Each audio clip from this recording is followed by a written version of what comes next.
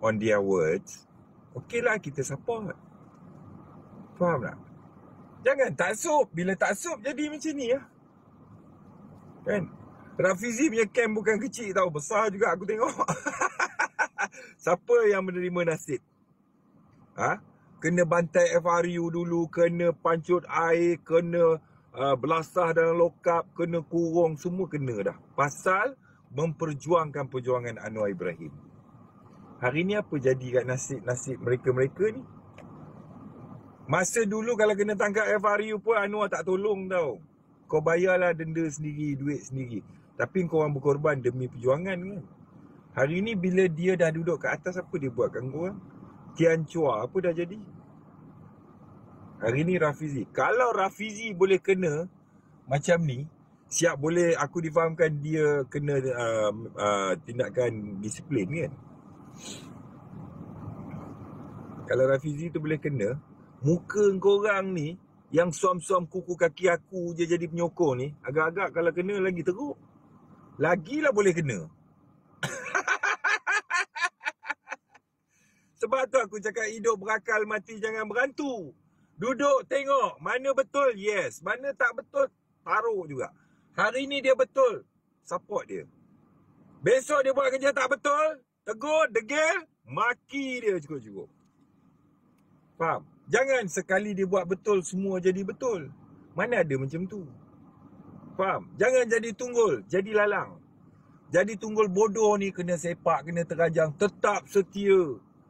Orang buat duit berbilion-bilion, engkau rantai motor tu putus tunggu gaji. Lepas tu setia bagaikan menunggul bodoh kat situ. Nak buat apa? Faham?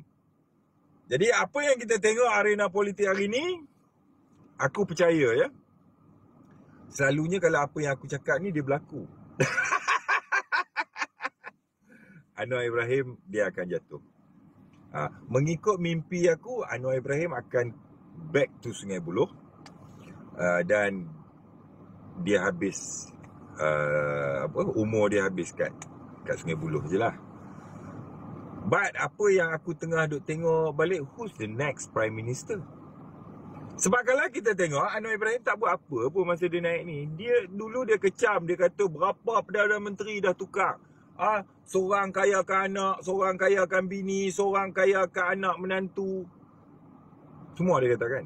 Hari ni dia buat apa? Dia buat benda yang sama aja. Faham tak? Jadi orang-orang Melayu di tanah Melayu, korang kena sedar. Next PRU kena sedar betul-betul. Ya? Korang akan tengok dekat-dekat pilihan raya besok kan. Taktik-taktik budaya UMNO buat dah sebelum ni. Dia akan main benda ni. Dekat-dekat pilihan raya kan, jalan raya dia turap baru. Barang-barang jadi murah lah, apalah. Macam-macam kau rasa, macam-macam dapat dengan kerajaan yang ada. Dia akan tabur benda ni dekat pilihan raya besok.